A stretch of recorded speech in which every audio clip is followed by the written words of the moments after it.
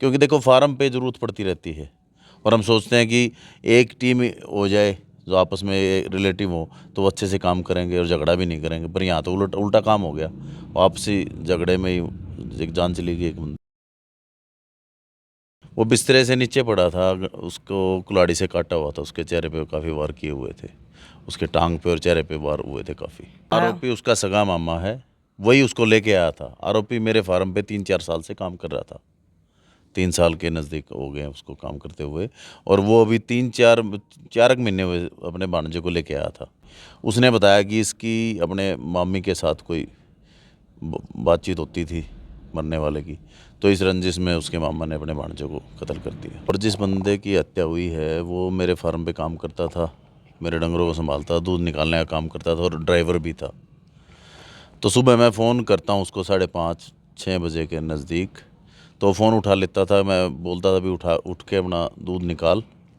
आज उसने फ़ोन नहीं उठाया तो मैं फिर वहाँ फार्म पे गया, तो मैंने देखा तो मृत हालत में पड़ा था। मेरे फार्म पे 3 वर्कर हैं मेरे फार्म पे। एक वो जो मृत पाया गया सुबह, एक मारने वाला, और तीसरा बंदा भी वो उन्हीं का लाया हुआ है, एमपी से। तो उसने बताया कि रात को उनका फ़ोन पे झगड़ा हुआ है आपस में, गाली गलौज होने के बाद उसने फिर वो आया रात को, उसने उसको की हत्या कर दी। नमस्कार। इस समय पानीपत के एक गांव में हम खड़े हैं और यहाँ एक बड़ी ही दुख भरी घटना और रिश्तों को तार तार कर देने वाली घटना हुई है, जहाँ एक मामा के द्वारा अपने ही भांजे को कुल्हाड़ियों से काट दिया गया और उसकी निर्मम तरीके से हत्या कर दी गई। घटना ये कल रात की बताई जा रही है और इस समय हमारे साथ जहां ये घटना हुई है, जिस फार्म पर वो रहने वाले थे, काम कर रहे थे, उसके मालिक है। तो आइए इनसे कुछ ज़रूरी जानकारी लेते हैं कि क्या कुछ इनका कहना है और क्या कुछ जानकारी इनके पास है। तो सबसे पहले तो एक बार नाम बताएंगे अपना? मेरा नाम संदीप संधू है। संदीप भाई, ये आपको क्या कुछ सूचना मिली थी इस घटना के बारे में? सूचना का तो ये है कि सुबह मैं फार्म पे जैसे जाता हूँ, हमारा रूटीन है सुबह फार्म पे दूध लेके आने का। और जिस बंदे की हत्या हुई है वो मेरे फार्म पे काम करता था, मेरे डंगरों को संभालता, दूध निकालने का काम करता था और ड्राइवर भी था। तो सुबह मैं फ़ोन करता हूँ उसको 5:30-6 बजे के नज़दीक, तो फ़ोन उठा लेता था। मैं बोलता था भी उठ के अपना दूध निकाल।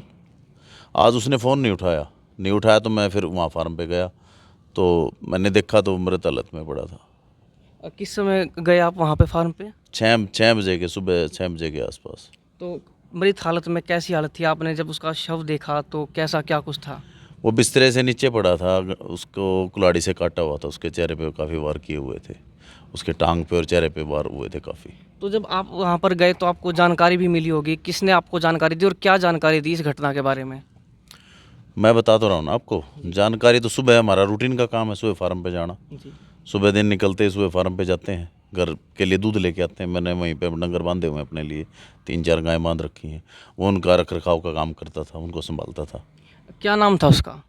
प्रकाश नाम था उसका। कहाँ का रहने वाला था वो? वो मध्य प्रदेश का रहने वाला था, दमोह डिस्ट्रिक्ट का। और जो ये आरोपी है, जो ये हत्यारा है, ये उसका सगा मामा है? आरोपी उसका सगा मामा है, वही उसको लेके आया था। आरोपी मेरे फार्म पे 3-4 साल से काम कर रहा था, 3 साल के नज़दीक हो गए उसको काम करते हुए।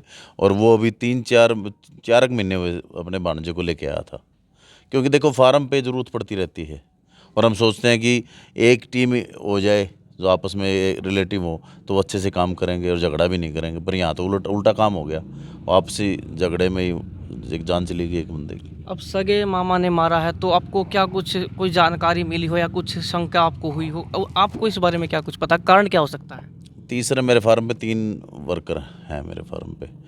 एक वो जो मृत पाया गया सुबह, एक मारने वाला, और तीसरा बंदा भी वो उन्हीं का लाया हुआ है, एमपी से। तो उसने बताया कि रात को उनका फ़ोन पे झगड़ा हुआ है आपस में, गाली गलौज होने के बाद उसने फिर वो आया रात को, उसने उसको की हत्या कर दी।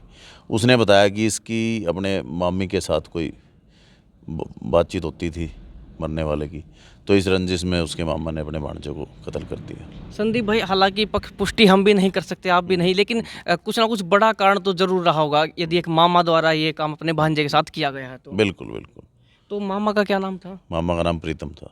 तो संदीप, जो तीसरा शख्स था उसने बताया होगा कि लड़ाई शायद पहले से चली आ रही हो कुछ, या फिर अभी हुई हो?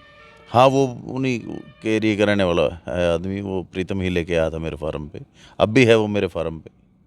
तो फिर घटना किस समय बताई गई आपको, ये किस समय हुई रात को?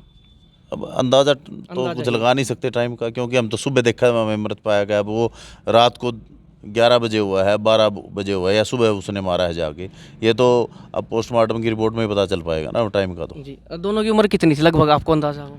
उसकी तो 33 से या 35 साल होगी मरने वाले की, जी। और मारने वाला है 45 से 50 के बीच में, 47-48 तो साल का। ये मृतक शादीशुदा था या कुंवारा था? मृतक तो शादीशुदा था, तभी तो वो अपनी उसके औरत का चक्कर था उसका, अपने भांजे के साथ उसकी वाइफ का। चलिए, फिर अब पुलिस भी आई होगी, तो पुलिस की क्या कुछ कार्रवाई रही? पुलिस ने अपना छानबीन की है, अभी आपसे भी पूछताछ की होगी? पूछताछ की है, उन्होंने सैंपल ले लिए, ब्लड के सैंपल ले लिए, और बॉडी को उठा के लेके जा चुके हैं। एफएसएल की टीम भी मौके पर बिल्कुल आई थी? बिल्कुल मौके पे आई, उनका अच्छा व्यवहार था। एसएचओ साहब आए, फिर डीएसपी साहब आए, थाना सेक्टर 13 होगा? थाना सेक्टर 13-17 से। फिर उन्होंने एम्बुलेंस बुला के डेड बॉडी को लेके गए हैं। जो उन्होंने पूछताछ की हमने उसको सारा बताया। बाकी अब पुलिस छानबीन करेगी, कॉल डिटेल निकालेगी। उन्होंने नंबर ले लिए, मेरे भी ले लिए, और उन मरने वाले के भी और मारने वाले के भी। चलिए, एक तो धन्यवाद करेंगे हम संदीप भाई का, उन्होंने अपना कीमती और महत्वपूर्ण समय भी हमें दिया, साथ में जानकारी भी दी, क्योंकि अक्सर कोई ऐसा होता नहीं कि इस घटना के बाद कोई जानकारी दे। और पुष्टि तो हम नहीं कर सकते, लेकिन यदि एक मामा द्वारा भांजे को कुल्हाड़ियों से काटा गया है, तो कहीं ना कहीं एक बड़ा कारण और बहुत बड़ा कारण जरूर रहा होगा इस घटना का। तो अब पानीपत के गांव में हम खड़े हैं, थाना सेक्टर 13 लगता है यहाँ का। आप इस घटना के बारे में कमेंट बॉक्स में अपनी राय जरूर दें कि इसका कारण क्या रहा होगा, और वीडियो को ज़्यादा से ज़्यादा शेयर करें।